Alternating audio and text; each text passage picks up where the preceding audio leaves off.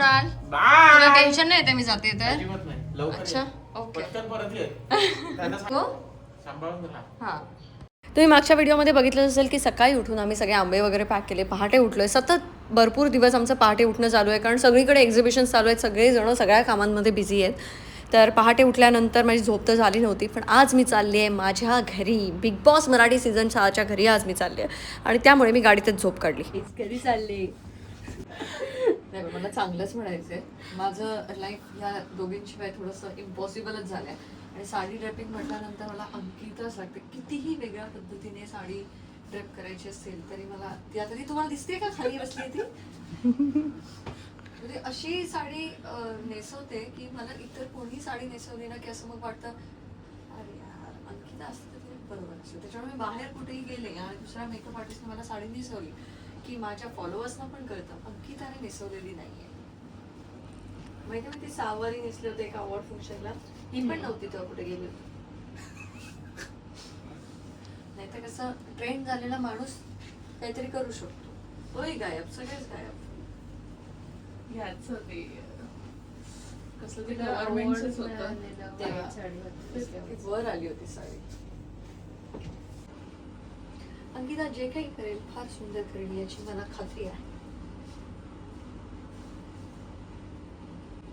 तुमच्या कोणाचंही लग्न असेल तर हिलाच बोला, मी सांगते आयुष्य सॉर्टेड होऊन जातं.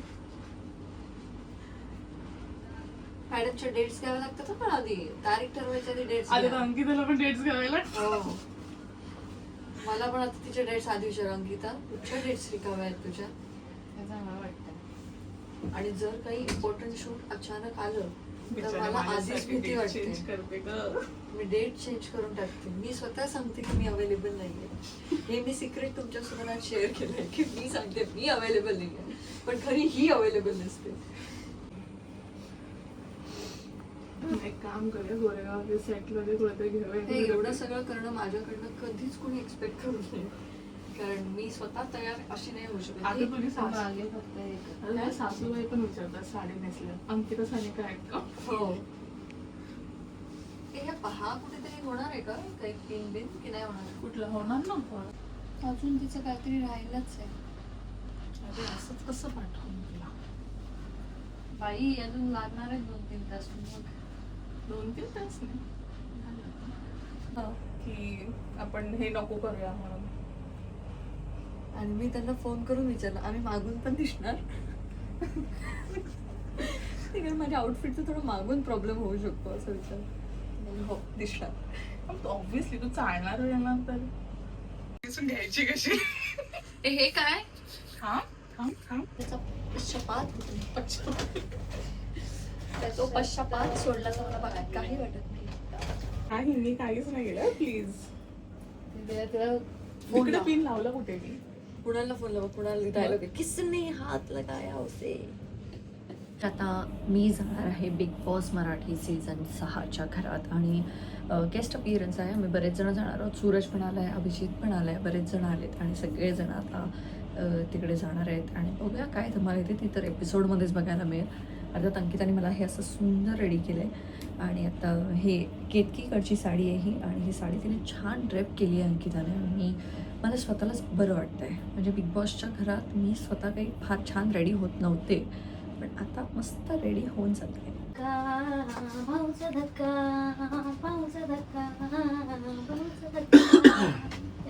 असं आहे. येस, हे पुढे आहे. पायाचं काही पुढे पुढे आहे. नाही तुला तुला कसं जमतंय? 1 2 3 भाऊचा धक्का, भाऊचा धक्का, भाऊचा धक्का. 1 2 3 ऍक्शन. भाऊचा धक्का, भाऊचा धक्का, भाऊचा धक्का, भाऊचा धक्का. वॉशरूमला जायचं प्रॉब्लेम. अगं मी तर इतका काटेरी ड्रेस घातला होता ना, माझ्या तर जखमा झाल्या लगेच. याला कॉर्सेटच्या जखमा झाल्या. पाठ भेटून जाते. तू काय म्हणतेस? आंबे आंबे चालू आहेत जोरदार. नाही वसुली. वसुलीचं आता काय कर, महाराष्ट्रात आला तर करते. बघितली रील तुझी नवऱ्याची आणि तुझा मित्र घेऊन गेलाय पेटी. पण तसंच असलं पाहिजे यार. आंबा काय वाटला काय, कोणी असं ग्रांटेड नाही घेऊ शकत. तुझी आहे की नाही बाग तिकडे? मग आमच्या पण बागा आहेत. प्लॅन करते. थोडं थोडं प्लॅन कर. आंब्याच्या याच्यामुळे थांबायला लागते सध्या इथे. मग पावसाळ्यात ये छान. पावसाळ्यात जून जुलैचा स्वर्ग होतो. हो. तुला काय सांगायचं, तुझं कोकण कन्या. पण माझं गाव जून जुलै मध्ये चांगलं नाही वाटत, कारण आम्ही अगदीच समुद्राच्या जवळ आहोत ना. मग माझंही त्याच्यामुळे. बीचवरच आहे. पण त्यातले त्यात रत्नागिरी आमच्या इथे खूपच वाळू चिपचे पण ते सगळं आहे. तुमच्या इथे थोडं डोंगर आणि हे आहे ना हा, समुद्र, डोंगर आणि समुद्र. त्याच्यामुळे ते छान पण वाटतं. हा, आपल्या गावामध्ये ग्रीनरी, हा. भात शेती हे आमच्या सगळं इथे खूप ते छान नाही ना. बघायला.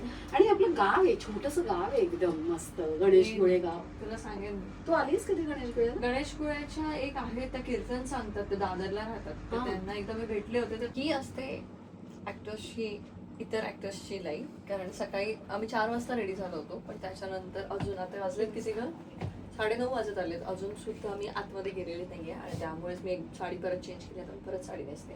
सेम परत आणखी Same जात आहे परत ती खाली. बिचारी खाली बसली, परत हे सगळं करते. आता मला भूक लागली म्हणून आम्ही खाणं हे असं इथे जे काही मिळेल ते मागवले. घरी जाऊन नवरा शिवाय घालणार, पण मी त्या प्रेमाने घेऊ शकते शिवाय, काही प्रॉब्लेम नाही. पण आता मला भूक लागली आहे. इथे जवळ हेच अवेलेबल होतं, म्हणजे आम्ही खाऊ शकतो. आणि सिरियल्समध्ये पण असंच असतं, म्हणजे जेवढ्या ॲक्टर्स असतात ना ते प्रचंड मेहनत करत असतात. सकाळी बिचारे रेडी झालेले असतात आणि रात्रीपर्यंत त्यांचं शूट चालू असतं. कधीतरी थोडं थोडं त्यांचं शूट असतं, पण पूर्ण दिवस रेडी होऊन बसलेले असतात. त्यामुळेच माझ्याकडे तो सिरियल करण्याचा पेशन्स येत नाही आहे. एवढा वेळ नाही बसू शकत, एकतर स्वतःला काही येत नाही. अंकितामध्ये आज खूप पेशन्स आला आहे, एवढा वेळ थांबायचं. मला असं वाटत होतं थोड्या वेळापूर्वी की त्या म्हणतील तू थांब, मीच जाऊन येते आतमध्ये. निघालेल्या असत्या दोघी, पण मी थांबवलं त्यांना की नका नका असं करू, नका माझ्या पोटावर पाय आणून थांबा तुम्ही. परत एकदा मेकअप राऊंड 2. राऊंड 2 काय बाई, ऑलरेडी फास्ट आहे. 18 वर आहे. 18 वर आणि तिला घामाच्या धारा निघतात. हे लाईट मुळे इंडियामध्ये नाहीच ना तिचं, म्हणजे बाहेरगावी. बाहेरगावी असते ना ती. सो कोण इंडियामध्ये आली म्हणायचंय तुला. आम्ही परत मेकअप केलाय, परत सगळं हे केलंय. एनर्जी आता डाऊन झाली आहे माझी. किती वाजल्यापासून किती वाजता? दुपारी 2 वाजल्यापासून रात्रीचे किती वाजले रे आता? 10:45. तो आयफोन नाही का? अच्छा, ऐकून नाही का मी आपलं असं करते. किती वाजले? 10:45. 10:45. मी 11:15 दुपारी 2 वाजता, आणि मी का डॉट 2ला आले हे मलाही नाही कळते आता. याच्यापेक्षा मी रवाकच जाते. तुझाच राव, आम्ही जातो घराकडे. त्यांना बिचारांना आत माहित पण नसणार रात्र झाली की सकाळ झाली. तुला म्हणजे गॅसवर असे कोण येते अजून कोण येते?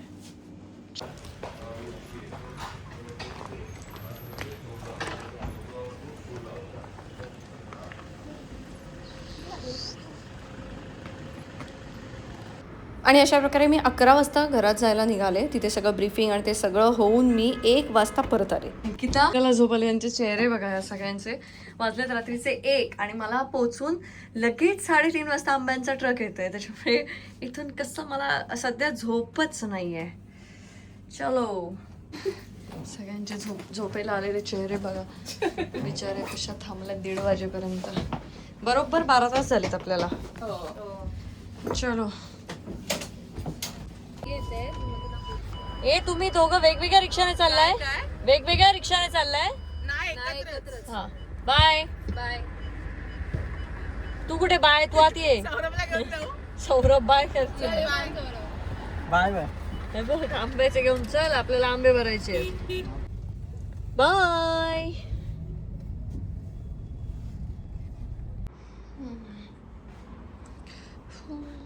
आता वाजलेत रात्रीचे 2:30.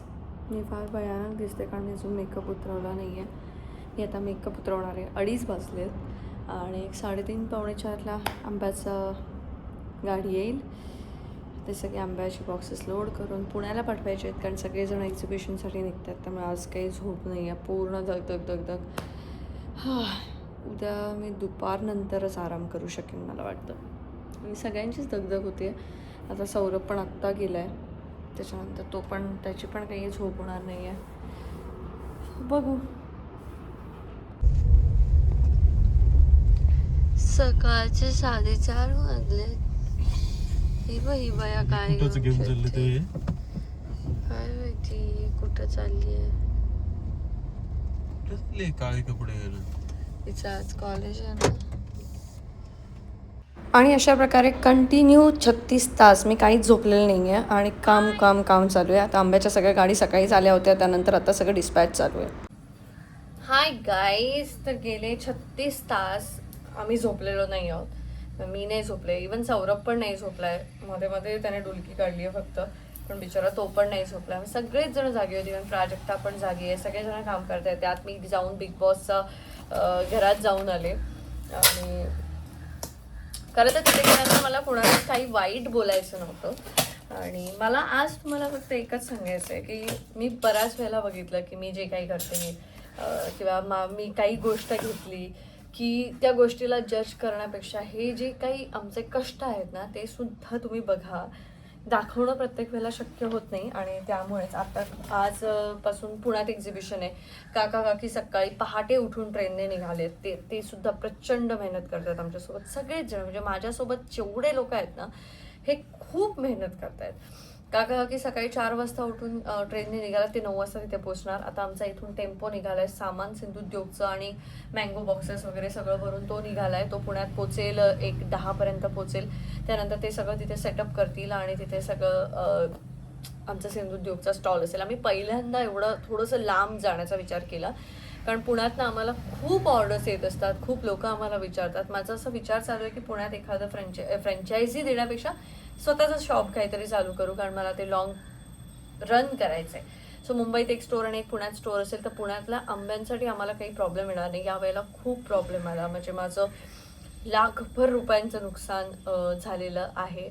आणि त्यामुळे मी विचार केला की हा प्रॉब्लेम परत येऊ नये आणि कस्टमरना एवढा वाईट एक्सपिरियन्स कुरिअरवाल्यांमुळे येऊ नये, यासाठी आपण पुढच्या वर्षीच्या आधी काहीतरी योजना नक्कीच करू.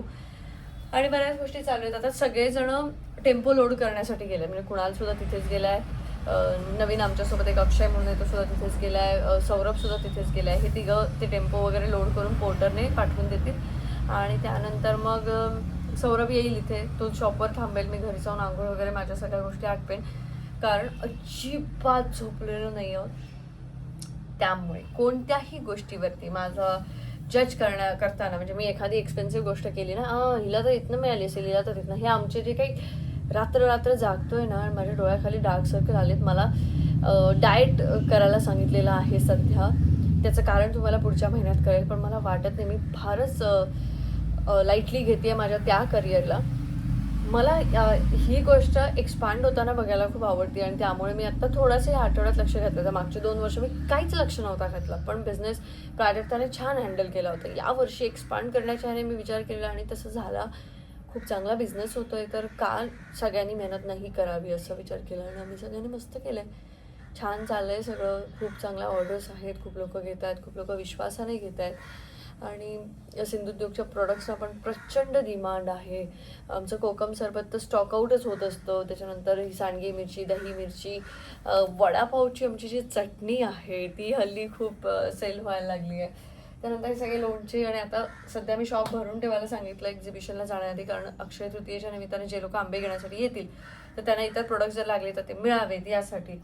आता ते दोघं येईपर्यंत, म्हणजे कुणाल सौरभ येईपर्यंत मी विचार केला की मी सगळ्या ऑर्डर ज्या आहेत त्या पॅक करते, कारण आमच्याकडे हे असं स्टिकर्सवरती सगळं लिहिलेलं असतं. हे सगळे स्टिकर्स ह्या बॉक्सवरती चिकटवायचे असतात. त्याआधी आम्ही आंबे सगळे चेक करतो. सो काही ऑर्डर ज्या आहेत त्या मी विचार केला की मी डिस्पॅच करून टाकते.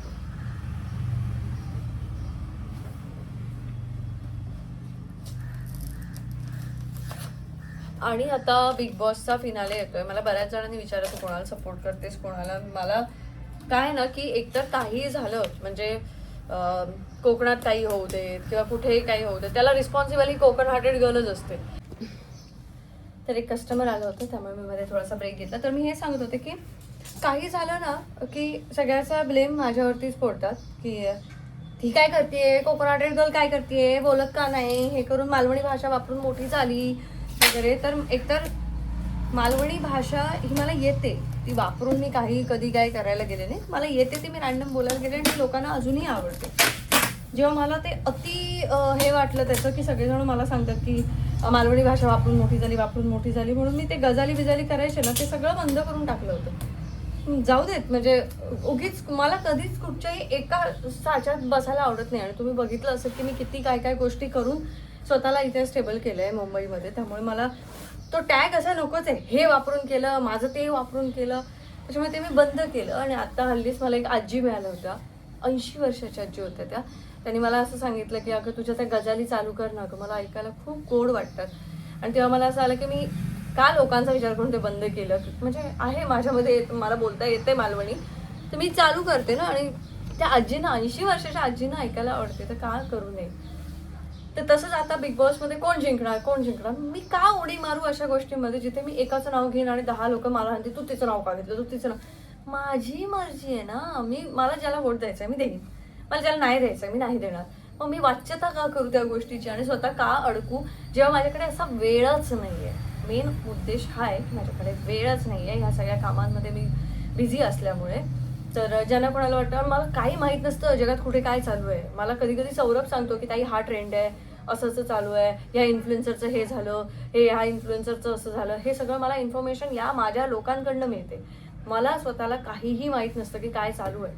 कितीतरी लोक मला, चांगले चांगले लोक फॉलो करतात, मला माहितीही नसतं की हे मला फॉलो करतात. माझी प्रोफाईल बघितली जाते. मी खूप सिलेक्टिव्ह कंटेंट पोस्ट करते आणि मी माझ्या प्रोफाईलला प्रचंड फिल्टर लावलेला आहे. मी हे करणार, मी ते नाही करणार. मी बारचे, बड्डे आणि अशा ते सगळ्या ह्याच्या जाऊन ते या फक्त बड्डेच्या शुभेच्छा ते नाही करायचंय मला. ते नाही करायचंय मला, ते नाही पटत की मी का करू, ते नाही करत मी. त्याच्यामुळे मी माझ्या कामांमध्ये व्यस्त असते. मला त्या गोष्टी खूप आवडतात आणि मला वाटतं प्रत्येकाने असं स्वतःच्या कामांमध्ये बिझी राहावं, जेणेकरून मला माझे कोण नातेवाईक काय करतात मला तेही माहिती नसतं, मला काही कोणाचं माहिती नसतं. जेव्हा जिथे गरज लागते आणि मी जाऊ शकत असेल, माझ्याकडनं मदत होऊ शकत असेल, मी तिथे करते. माझा व्याप एवढा मोठा आहे ना, आपला स्वतःचा NGO आहे, आपलं हे सिंधुद्योगचं शॉप आहे ज्याचा सध्या व्याप प्रचंड वाढलेला आहे. त्यानंतर आपलं प्रणामचं ऑनलाईन बिझनेस आहे जो की आता मी थांबवलाय. त्याच्यानंतर 2 महिन्यासाठी थांबवलंय, जूनपासून करते. आणि त्याचा स्टोअरचं पण डोक्यात आहे आमच्या, ते लवकरच करू. त्याच्या व्यतिरिक्त आपला एक स्टुडिओ आहे, तिथे सगळ्या गोष्टी एडिटिंगच्या वगैरे त्या सगळ्या गोष्टी चालतात. आणि मी आता ट्रॅव्हलच करत नाही आहे, मला ट्रॅव्हल करायचं आहे, मला ते शूट करायचं आहे, मला तो कंटेंट हवा आहे, ते सगळं माझं बंद झालं आहे. त्याच्यामुळे ते पण लवकरच चालू करण्याचा प्लॅन आहे. होपफुली आता हे सगळं होईल. यावर्षी आम्ही वेबसाईट आणू नाही शकलो, त्यामुळे खूप लोड आला. पण पुढच्या वर्षी आपली वेबसाईट फुल फ्लेज चालू झालीच पाहिजे, हे टार्गेट आम्ही ठेवलं. कारण हे सगळं व्हॉट्सअपवरती हँडल करणं आता हाताबाहेर जाते आणि लोकांना रिप्लाय येत नाही. मग लोकांना असं वाटतं की पैसे घेऊन पळाली तिथे, त्यामुळे ते सगळं नाही होणार. आता आमची ही 36 तासांची झोप तर अपूर्ण आहेच, पण आता बघूया कधी झोपायला मिळते. कारण आता आज वाटत नाही. कारण मी लोकांना आधीच सांगितलं की 17, 18, 19 हां, अक्षय तृतीयेनिमित्त इथे या, छान आंबे खरेदी करा. आणि भरपूर लोक लांबून लांबून येतात. आता तर मला टेन्शन आले कारण बॉक्स आज कमी आहे, तर काय होणार. कारण उद्याचे सगळे आंबे मी सांगितलेत की सगळे पुण्याला पाठवा. आणि आता इथे मुंबईत नाही आहे, तर आता मला ते लवकरच बोलून सगळ्यांशी ते सगळं सॉर्ट करायला लागेल. त्या सगळ्या गोष्टी मी आजच्या दिवसात करेन. आणि हो, येत आहेत ना आता ब्लॉग्स मिळत. मला माझा नवरा पण आता टोमणे मारायला लागलाय की काय तुझे ब्लॉग्स तर काही येत नाही. पण विचार करा ना, हे सगळं गडबडीमध्ये काय ब्लॉग्स बनवू मी आणि काय म्हणजे हे करू. पण ही धावपळ पण मला आज तुम्हाला दाखवावीशी वाटली, तरी मी ती थोडीशीच टिपली. असं काही फार मला टिपता आलं नाही, पण मला आवडतंय आणि मी एन्जॉय करते. त्याच्यामुळे या धावपळीचं मला काही फार हे वाटत नाही. आणि त्याचबरोबर मी माझ्या तब्येतीची व्यवस्थित काळजी घेते. म्हणजे मी नाही घेत, हा जर ब्लॉग कुणालने बघितला तर शिवाय घालून, मी नाही घेत, तो घेतो माझ्या तब्येतीची काळजी. एनिवेज, ब्लॉगमध्ये एवढंच. आपण भेटूया पुढच्या ब्लॉगमध्ये. तर आंबे खरेदी करायला तुम्ही सगळ्यांनी सिंधुद्योगच्या कामोठेमधल्या नवी मुंबईच्या शॉपला नक्की व्हिजिट करा आणि खूप सारी खरेदी करा.